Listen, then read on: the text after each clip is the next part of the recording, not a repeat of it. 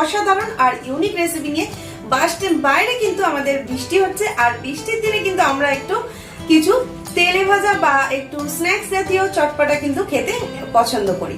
তো আজকের রেসিপি কিন্তু খুব সামান্য উপকরণ দিয়ে ঘরে থাকা আলু আর চিড়ে দিয়েই কিন্তু বানিয়ে ফেলতে পারি এরকম অসাধারণ আর ইউনিক রেসিপি।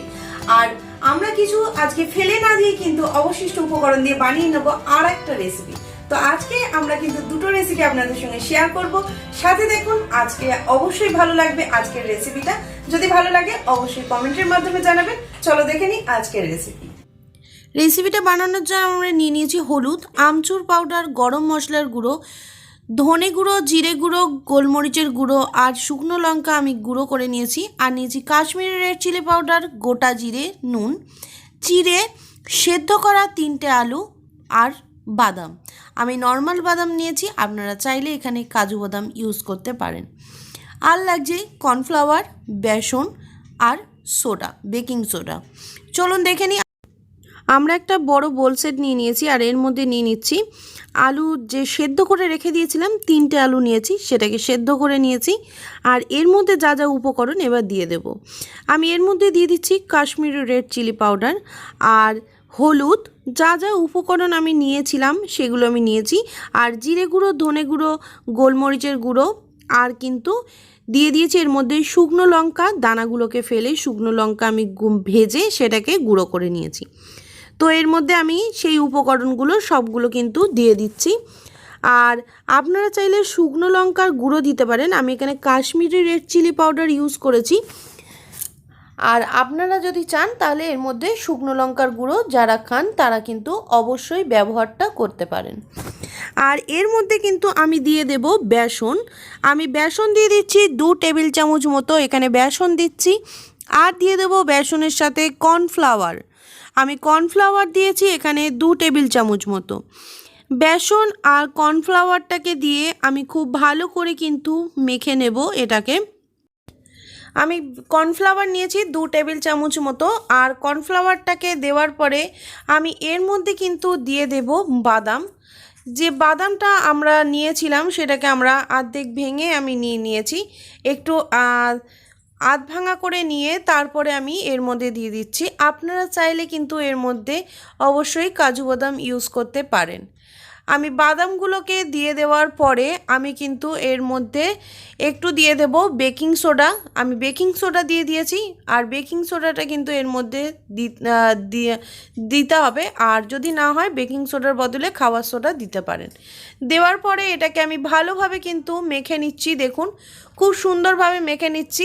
আর আপনারা চাইলে এটা মধ্যে কিন্তু আর কোনো রকম উপকরণ দেওয়ার দরকার নেই, লেবুর রস কিন্তু আমচুরের জায়গায় ইউজ করতে পারেন। আমি এটাকে ভালোভাবে হাত দিয়ে মেখে নিচ্ছি। আর এর মধ্যে কিন্তু আমরা আর কোনো জল বা কিছু ইউজ করব না। আমরা এটাকে ভালোভাবে কিন্তু শুকনোভাবে মেখে নেব। মেখে নেওয়ার পরে আমি ফিরে আসছি। আর এর মধ্যে আমরা এটাকে মেখে নিয়েছি, আর এর মধ্যে দিয়ে দিয়েছি কাঁচা লঙ্কা। কাঁচা লঙ্কাটা আপনারা চাইলে দিতে পারেন। আমরা একটা বাটি নিয়ে নিয়েছি, আর এর মধ্যে নিয়ে নিচ্ছি 1 টেবিল চামচ মতো কর্নফ্লাওয়ার, আর নিয়ে নিচ্ছি 1 টেবিল চামচ মতো বেসন। বেসন আর কর্নফ্লাওয়ারটাকে আমরা ভালো করে মিশিয়ে দিচ্ছি। আর এর মধ্যে দিয়ে দেব সামান্য পরিমাণে হলুদ গুঁড়ো। আমরা হলুদ গুঁড়োটা দিচ্ছি, আর দিয়ে দিচ্ছি সামান্য পরিমাণে নুন। আমি হলুদ গুঁড়ো, নুন আর কর্নফ্লাওয়ার আর বেসন নিয়ে সমস্ত উপকরণগুলো খুব ভালোভাবে মিশিয়ে দিচ্ছি। আর এটা একটা ব্যাটার আমরা রেডি করব। আমরা এর মধ্যে অল্প অল্প করে জল ঢেলে আমরা কিন্তু একটা ব্যাটার রেডি করব। ব্যাটারটা যাতে খুব পাতলা না হয়ে যায় সেই দিকে দেখবেন। মিডিয়াম ব্যাটার আমরা এখানে রেডি করব। দেখুন আমি জলটাকে দিয়ে খুব ভালোভাবে কিন্তু গুলে আমি ব্যাটারটাকে রেডি করে নিচ্ছি। যেহেতু এর মধ্যে বেসন আর কর্নফ্লাওয়ার রয়েছে, তাই এটাকে ভালোভাবে কিন্তু একটুখানি গুলে নেবেন যাতে কোনো দানা দানা বা কোনো দলা পাকিয়ে না থাকে। দেখুন আমরা ব্যাটারটাকে বানিয়ে নিয়েছি, আর একদম পাতলাও করিনি, খুব ঘনও করিনি। এরপরে আমরা যে আলুর যে ডোট আমরা পুরো মশলা দিয়ে মাখিয়ে রেখে দিয়েছিলাম সেটাকে আমি হাতের মধ্যে একটু সামান্য পরিমাণে তেল মাখিয়ে নিয়ে আমি এটাকে গোল করে হালকা আমি চপের মতো একটুখানি চ্যাপটা করে এটাকে আমি কোট করব চিড়ে দিয়ে। চিড়ে দিয়ে কিন্তু এইভাবে কোট করলে সেটা কিন্তু ভালো লাগে। আর তার আগে কিন্তু দিয়ে দেব আমি কর্নফ্লাওয়ার আর যে বেসনের ব্যাটারটা তৈরি করেছিলাম সেটার মধ্যে আমি এর মধ্যে ভালো করে এটাকে মেশাবো। মেশানোর পরে তারপরে কিন্তু আমি দিয়ে দেব চিড়ের মধ্যে। এটাতে কিন্তু খুব মুচমুচে হয় আর খেতেও কিন্তু অনেক টেস্টি হয়। এইভাবে বানিয়ে দেখবেন, একদম চটজলদি একটা খুব সহজ স্ন্যাক্স রেসিপি বানিয়ে ফেলতে পারবেন। আমরা চিড়ের মধ্যে দিয়ে দিয়েছি আর চিড়েটাকে দেওয়ার পরে আমি ওপর থেকে দিয়ে একটু হালকাভাবে প্রেস করে আমি কিন্তু নিয়ে নেব। আর চিড়ে সাধারণত আমাদের ঘরে অনেক সময় থাকে, তো আমরা অনেক সময় খেতে পছন্দ করি না, তো এইভাবে কিন্তু আপনারা স্ন্যাক্স কিন্তু বানিয়ে নিতে পারেন। এইভাবে হালকা হাতে আমরা আস্তে আস্তে এটাকে প্রেস করে আমরা কিন্তু বানিয়ে নেব। দেখুন এটাকে ভালোভাবে প্রেস করে আমরা কিন্তু চিড়েটাকে বানিয়ে নিচ্ছি। আর চিড়েগুলো তেলের মধ্যে পড়লে কোনো রকমই খুলে যাবে না, একটা দুটো খুলে গেলে কোনো অসুবিধা নেই। আমরা প্রত্যেকটা কিন্তু এইভাবে রেখে দিচ্ছি আর প্রত্যেকটা আমরা রেডি করে তারপরে কিন্তু আমরা ফিরে আসছি। দেখুন আমি আবারও একটা দেখিয়ে দিচ্ছি যে এটা আমরা কিভাবে বানাচ্ছি। আমরা চিড়েটাকে নিয়েছি আর এরপরে আমি ডোটা নিয়ে নিয়েছি, সেটাকে দিয়ে দিচ্ছি। দেওয়ার পরে ব্যাটারে দিয়ে আমি চিড়ের মধ্যে এটাকে বা আলুর যে ডোটাকে সেটাকে আমি দিয়ে দিচ্ছি। দেখুন আপনারা আপনাদের মতো শেপ নিতে পারেন। আমি হালকা একটু চ্যাপটা মতো শেপ এর মধ্যে দিয়ে দিয়েছি। আমি আবারও ডোটাকে চিড়ের মধ্যে দিয়ে দিয়েছি ব্যাটারের মধ্যে কোট করে। এরপরে আমি হাতের সাহায্যে আমি হালকা করে প্রেস করে, দেখুন ঠিক এইভাবে আমি প্রেস করে চিড়েগুলোকে বসিয়ে দিচ্ছি। এতে কিন্তু খুলে আসবে না আর এটা কিন্তু খুব ভালোভাবে কিন্তু ফ্রাই হবে আর খেতেও কিন্তু অনেক মুচমুচে হবে। বাড়িতে থাকা এই দুটো উপকরণ দিয়েই আপনারা কিন্তু বানিয়ে নিতে পারেন এরকম সুন্দর স্ন্যাক্স রেসিপি। দেখুন রেডি করে নিয়েছি। এরপরে আমরা পুরোটা রেডি করে নিয়ে ফিরে আসছি। দেখুন খুব সুন্দর কিন্তু দেখতে হয়েছে আর খুব ভালোভাবে আমরা রেডি করে নিয়েছি। এইরকমভাবে আমরা প্রত্যেকটা রেডি করার পরে আমরা এটাকে ফ্রাই করে নেব। আমরা কড়ার মধ্যে কিন্তু বসিয়ে দিয়েছি তেল, আর তেলটা গরম হওয়া পর্যন্ত আমরা অপেক্ষা করব।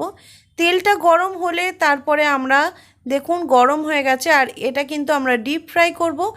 দিয়ে দিয়েছি যে পটাটো যেগুলো ছিল বলগুলো, সেগুলো আমরা এর মধ্যে দিয়ে দিয়েছি। আর দেখুন এটা কিন্তু চিড়েগুলো অল্প অল্প খুলে যাচ্ছে, তাতে কোনো অসুবিধা নেই।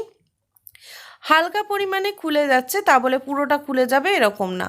আমরা চিড়েগুলোকে পটাটোগুলোকে দেওয়ার পরে আমরা কিন্তু খুব ভালোভাবে এটাকে ফ্রাই করে নিচ্ছি। আর একটা পিঠে ভালোভাবে ফ্রাই হয়ে গেলে তারপরে আমরা উল্টো পিঠে এটাকে উল্টে দেব। দেখুন খুব ভালোভাবে এটা ফ্রাই হয়ে যাচ্ছে আর চিড়েগুলো কিন্তু খুলে যাচ্ছে না। যেটা খুলে গেছে একটা দুটো, যেগুলো লেগেছিল ওপরে সেগুলোই খুলে গেছে। তো এরপরে আমরা ভালোভাবে এটাকে ফ্রাই করে নিয়ে ব্রাউন করে আমরা কিন্তু একটা পাত্রের মধ্যে তুলে নেব। আমরা কিন্তু এটা ভালোভাবে উল্টে এটা ভালোভাবে ফ্রাই করে নিয়েছি। আর এরপরে দেখুন আমি দেখিয়ে দিচ্ছি, চিড়েগুলো যেমন সাদা আছে, কোনো লালচে হয়ে যায়নি, আর এটা কিন্তু খুব মুচমুচে হয়েছে। আর চিড়েগুলোও কিন্তু ওপর থেকে যে কোটিংটা সেটা কিন্তু খুব ভালোভাবে মুচমুচে হয়েছে। তো এর কোটিংটা ওপর থেকে হবে মুচমুচে আর ভেতরটা কিন্তু নরম। তো আমরা এরপরে দিয়ে দিচ্ছি অবশিষ্ট যে চিড়েগুলো আমরা পটাটোগুলো গড়ার সময় ছিল সেগুলো আমরা নষ্ট করব না। চিড়েগুলোকে আমরা দিয়ে দিয়েছি তেলের মধ্যে, সেটাকে ভালোভাবে ফ্রাই করে, দেখুন আমি হালকা করে তেলের মধ্যে নেড়ে এটাকে কিন্তু তুলে নিচ্ছি। আপনারা কিন্তু অবশিষ্ট চিড়েগুলোকে ফেলে না দিয়ে এইভাবে কিন্তু এটাকেও বানিয়ে নিতে পারেন। তো আমরা চিড়েগুলোকে এইভাবে বানিয়ে নিচ্ছি। আর এরপরে যে ব্যাটারটা আমাদের বেশি হয়েছিল সেই ব্যাটারটা কিন্তু আমরা রেডি করব। আপনারা ব্যাটারটা ফেলে না দিয়ে আপনারা কিন্তু এইভাবে একটা ছাঁচার মধ্যে নিয়ে সেটাকে ওপর থেকে দিয়ে এইভাবে আস্তে আস্তে ফেলে আপনারা কিন্তু এই ব্যাটারটাকে কিন্তু রেডি করে নিতে পারেন। এটা কিন্তু খেতে মুচমুচে আর যেহেতু খুবই ভালো লাগবে খেতে। আমরা দেখুন এটাকে তেল থেকে ভালো করে তেলটাকে ঝরিয়ে তুলে নিলাম।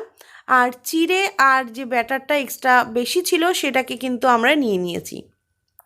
তো এটাও কিন্তু আপনারা একটা যেটা সন্ধ্যের যে স্ন্যাক্স সেটা কিন্তু খেতে পারেন, বা চটপটা সেটা কিন্তু তৈরি করতে পারেন।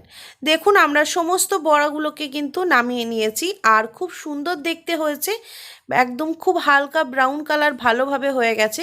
আর এখানে যে চিড়ে আর ব্যাটারটা বেশি ছিল সেটাকেও কিন্তু আমরা ভালোভাবে ফ্রাই করে রেডি করে নিয়েছি। এরপরে আমরা চিড়েটাকে কিন্তু একটা মশলা দিয়ে রেডি করব। আপনারা যেটা বাইরে চিড়ে মাখা যে বা চিড়ে ভাজা যেটা আমরা কিনে খাই, সেটা কিন্তু আপনারা বাড়িতে কিন্তু এরকম দুটো উপকরণ দিয়েই খুব সুন্দর সন্ধে কিন্তু একটা মুখরোচক স্ন্যাক্স রেসিপি কিন্তু আমরা বানিয়ে ফেলতে পারি। আর এই রকম আলু দিয়ে কিন্তু খুব ভালোভাবেই কিন্তু আমরা আর একটা স্ন্যাক্স রেসিপি বানিয়ে নিতে পারি। আমি ফেলে না দিয়ে ব্যাটারটাকে কিন্তু দুটো আপনাদের সঙ্গে রেসিপি শেয়ার করলাম। আর এরপরে আমরা যে চিড়ে আর কর্নফ্লাওয়ার আর বেসনের যে ব্যাটারটা ছিল সেটা দিয়ে কিন্তু আমি একটা জিনিস স্ন্যাক্স তৈরি করে নিয়েছি। আর এর মধ্যে কিন্তু আমরা মিশিয়ে দেব কিছুটা মশলা, যেটা কিন্তু হবে খুব চটপটা আর খেতে কিন্তু খুব সুস্বাদু। এর মধ্যে আমরা দিয়ে দিচ্ছি সামান্য পরিমাণে আমচুর পাউডার, একদম মার্কেটের মতো কিন্তু আপনারা চিড়ে ভাজার মতোই এটা খেতে লাগবে। আর এর মধ্যে আর দিয়ে দেব সামান্য পরিমাণে কাশ্মীরি রেড চিলি পাউডার আর বিট লবণ। আমি এখানে বিট লবণ ইউজ করেছি, আপনারা চাইলে নর্মাল নুন ইউজ করতে পারেন। আর দিয়ে দেব এর মধ্যে কাশ্মীরি রেড চিলি পাউডার, সেটাকে দেওয়ার পরে আর এর মধ্যে আপনারা এটা অপশনাল, যদি দিতে পারেন গোলমরিচের গুঁড়ো সেটাকে দিতে পারেন, তাহলে খেতে ভালো লাগবে। আমি এটাকে এর মধ্যে গোলমরিচের গুঁড়ো দিয়েছি। আর ভাজার সময় অবশ্যই কারি পাতা আমি এর মধ্যে ব্যবহার করেছি, তাতে কিন্তু খেতে ভালো লাগবে। আর বাদাম আমি এখানে কাজু বাদাম নিয়েছি, আপনারা চাইলে নর্মাল বাদাম ইউজ করতে পারেন। সবগুলো উপকরণ দিয়ে আমি ভালোভাবে মেখে নিয়েছি। বাইরে যে চিড়ে মাখা বা চিড়ে ভাজা আপনারা কিনে খান, সেটা কিন্তু বাড়িতেই বানিয়ে নিতে পারেন এরকম সুন্দর একটা রেসিপি। আমি খুব সামান্য উপকরণ আর দুটোর উপকরণ দিয়ে আজকে বানিয়ে ফেলেছি দুটো খুব সুন্দর রেসিপি। কিছু জিনিস আমরা ফেলে না দিয়েই সেটা দিয়েও কিন্তু বানিয়ে ফেলেছি একটা অসাধারণ রেসিপি। আর বাড়িতে এরকম আলু থাকলে আর চিড়ে থাকলে তাহলে কিন্তু বৃষ্টির দিনে সন্ধেবেলা বানিয়ে নিতে পারেন এরকম অসাধারণ স্ন্যাক্স রেসিপি। তাহলে অবশ্যই বাড়িতে বানিয়ে নিন এরকম সুন্দর চটপটা স্ন্যাক্স রেসিপি।